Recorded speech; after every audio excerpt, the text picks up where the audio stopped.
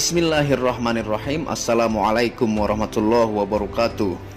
Alhamdulillahilladzi hadana lihada wa ma kunna linahtadiya laula an hadanallah.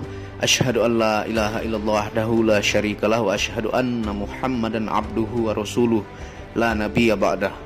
Rabbi shrah li sadri wa yassir li amri wahlul 'uqdatam min lisani yafqahu qawli. Alhamdulillah, pada kesempatan kali ini bersama saya lagi dengan Muhammad Hamdan Al-Ghazali. Pada kesempatan kali ini kita akan membahas tentang video. Buka video ini maka Anda akan tahu diri Anda sebenarnya. Tonton video ini sampai selesai supaya Anda tidak gagal paham. Ambil baiknya, buang jeleknya. Selamat menikmati. Sebelum kita memulai video ini, jangan lupa Anda bantu dukung channel ini dengan mengklik lambang merah subscribe gratis dan klik lonceng notifikasi gratis untuk tahu tentang ilmu vibrasi antara diri dengan alam semesta, ilmu metafisika modern, ilmu kebatinan, dan ilmu benda berdua. Nah, pada kesempatan kali ini kita akan membahas tentang ilmu yang juga sedikit kontroversial, yang dimana Anda harus maknai dan resapi semua kalimat-kalimat yang Muhammad Hamdan Al-Ghazali lontarkan supaya Anda lebih kenal diri Anda, yaitu diri sejati. Allah Subhanahu wa Ta'ala berfirman dalam hadis qudsi, "Aku ingin dikenal, maka kujadikan makhluk." Apa yang dimaksud dengan makhluk ini ialah Nur Muhammad, sebab seluruh kejadian alam semesta ini dijadikan daripada Nur Muhammad. Nur Muhammad adalah yang pertama kali diciptakan oleh Allah Subhanahu wa Ta'ala dari nur zatnya. Firman Allah melalui hadis qudsi yang menyatakan bahwa insan itu rahasiaku, rahasiaku itu rahasianya, rahasianya itu sifatku, dan sifatku bukan lain dari diriku. Allah juga berfirman bahwa cara termudah untuk mengenalinya adalah dengan melihat dan mengenali rahasianya, yaitu diri kita sendiri. Dalam hadis qudsi, Allah Subhanahu wa Ta'ala berfirman, "Man arafa nafsahu faqad arafa rabbahu, faqad arafa rabbahu fasadal jasad." Ini yang sering saya ungkapkan kepada penonton Muhammad Hamdan Al-Ghazali, yang artinya barang siapa mengenal dirinya maka ia akan mengenal Tuhannya. Siapa yang mengenal akan Tuhannya, binasalah jasadnya. Sebenarnya Allah Subhanahu wa Ta'ala telah menciptakan manusia sebagai makhluk yang sempurna, juga lebih mulia daripada malaikat ataupun iblis yang juga berasal dari malaikat. Allah Subhanahu wa Ta'ala berfirman dalam Al-Quran, Quran surah At-Tin ayat 4, yang artinya, "Sungguh kami telah menciptakan manusia dalam bentuk yang sebaik-baiknya." Mengenal diri sendiri bukanlah soal yang mudah dan boleh dipermudahkan. Apakah yang dikatakan sebagai diri itu? Adakah dianya jasad kita atau nyawa kita, atau kedua-duanya? Atau diri itu perkara yang lain yang tiada kaitannya dengan jasmani atau nyawa kita? Di sini dikatakan bahwa yang dikatakan diri sendiri itulah Rasul atau penyampai yang diamanahkan oleh Allah Subhanahu wa Ta'ala. Rasul ini wujud bersama kita setiap detik, dan ketika selagi kita masih bernafas, dialah yang dikatakan rahasianya dan amanahnya.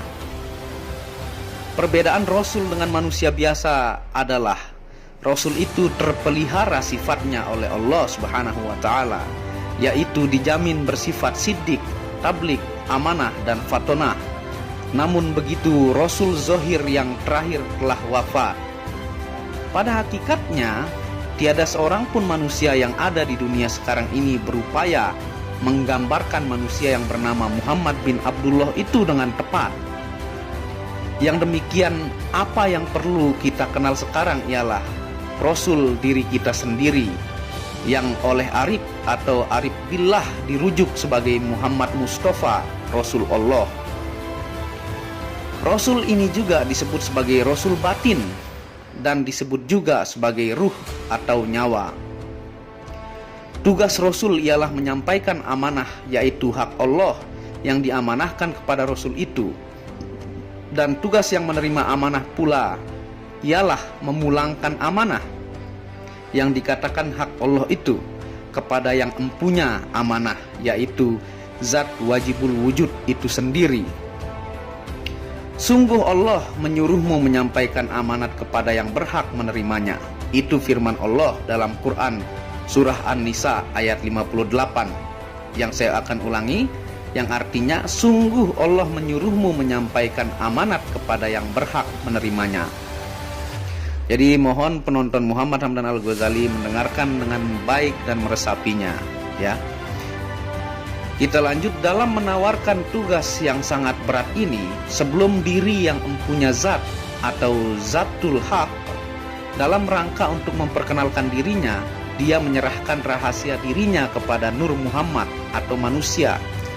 Pernah ditawarkan rahasianya itu kepada makhluk di alam semesta ini, tetapi semuanya tidak sanggup menerimanya. Allah Subhanahu wa Ta'ala berfirman dalam surah Al-Ahzab ayat 72 yang artinya, sesungguhnya kami telah menawarkan amanat kepada langit, bumi, dan gunung-gunung, tetapi semua enggan untuk memikul amanat itu, dan mereka khawatir tidak akan melaksanakannya karena berat. Lalu dipikullah amanat itu oleh manusia. Sungguh manusia itu sangat zolim dan sangat bodoh.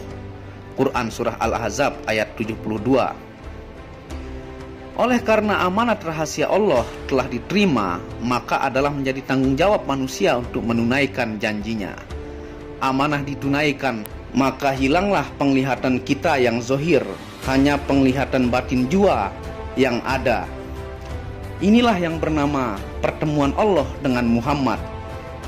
Tiada Allah dan tiada Muhammad, hanya yang ada aku semata. Yang Allah pun aku, Muhammad pun aku. Inilah yang dikatakan diriku melihat diriku. Allah Subhanahu wa Ta'ala berfirman dalam Quran Surah Asy-Syaffat ayat 96 yang artinya, padahal Allah lah yang menciptakan kamu dan apa yang kamu perbuat itu. Saya ulangi lagi, dalam Quran Surah Asy-Syaffat ayat 96 Allah Subhanahu wa Ta'ala berfirman, padahal Allah lah yang menciptakan kamu dan apa yang kamu perbuat itu. Yakinlah kita pada hari ini bahwa apa-apa yang kita perbuat itu sesungguhnya telah terbuat di Lauhul Mahfuz sebelumnya. Allah telah menzohirkan dan memperlihatkan sifatnya melalui perbuatan ruh. Barang siapa berhajat untuk melihat Allah, maka lihatlah kepada perbuatan ruh. Perbuatan ruh pula dizohirkan atau dapat dilihat dan dipertontonkan pula melalui jasad kita. Oleh karena itu, barang siapa berhajat untuk melihat roh, maka lihatlah perbuatan kita. Terlihat perbuatan kita, maka terlihatlah roh. Bila mana terlihat roh, maka terpandanglah Allah Subhanahu wa Ta'ala. Terlihat seumpama jasad yang berbuat, namun pada hakikatnya rohlah yang berbuat. Roh yang berbuat di sini adalah sifat-sifat ihsan, sifat-sifat baik yang ada pada manusia, yang apabila manusia itu meleburkan ego diri, hawa nafsu dan kehendak diri, maka menjadi wali, dan rohnya lah yang totalitas mengendalikan hal-hal kebaikan yang terjadi di badannya. Apabila manusia melakukan kejahatan atau kekejian atau hal yang dilarang oleh Allah Subhanahu wa Ta'ala, maka itu merupakan manusia yang tidak mampu menaklukkan hawa nafsunya dan kehendak dirinya, sehingga hawa nafsu yang mengontrol apa yang ada pada manusia tersebut, sehingga itu tidak murni dari roh, tapi kelakuan hawa nafsu yang cinta dunia, yang ingin dibanggakan dan ingin mendapatkan perhatian orang yang akan terlihat dari jasadnya. Kalau Anda mau melihat perbuatan roh itu dan menuruti perbuatan roh itu, maka dengarlah hati nurani yang terdalam, yang tidak pernah bohong dan selalu membisikkan kebaikan. Kadang hati nurani selalu bertentangan dengan akal, seperti yang banyak Muhammad Hamdan Al-Ghazali jelaskan, yaitu apabila Anda mau sedekah, akal Anda mengatakan uang Anda masih kurang, Anda butuh membeli keperluan lain, Anda butuh untuk menyetor sewa rumah Anda, untuk menyetor hal-hal yang Anda perlukan, ataukah untuk membeli keperluan keluarga. Tapi nurani mengatakan, sedekahlah. Itu adalah cara untuk membersihkan hartamu dan untuk membuat berkah harta benda yang aku titipkan kepadamu. Seperti itulah perdebatan antara hati nurani dan akal yang ada pada manusia. Sehingga ketika manusia yang selalu mampu untuk belajar melawan hawa nafsu, menghilangkan ego diri dan kehendak diri, maka sisa ruhlah yang mengendalikan apa-apa yang ada dalam dirinya, dan dia akan mampu melakukan apa yang dimau roh dan terlihat dalam wujud kelakuannya. Semoga video ini bisa menambah ilmu dan manfaat kepada teman-teman penonton Nusantara. Ilmu ini adalah ilmu yang sangat jarang dibahas oleh orang-orang di Nusantara ini karena bersifat sangat-sangat rahasia. Dan ini adalah kode-kode untuk Anda mencari ilmu-ilmu tambahan lainnya, baik dalam kitab bersama guru Anda dan lain-lain. Semoga video ini berkah bermanfaat. Jangan lupa bantu dukung channel Muhammad Hamdan Al-Ghazali dengan mengklik lambang merah subscribe, gratis, tidak ada ruginya. Jadi ambil baiknya, buang jeleknya. Wabillahi taufiq wal hidayah. Assalamualaikum warahmatullahi wabarakatuh.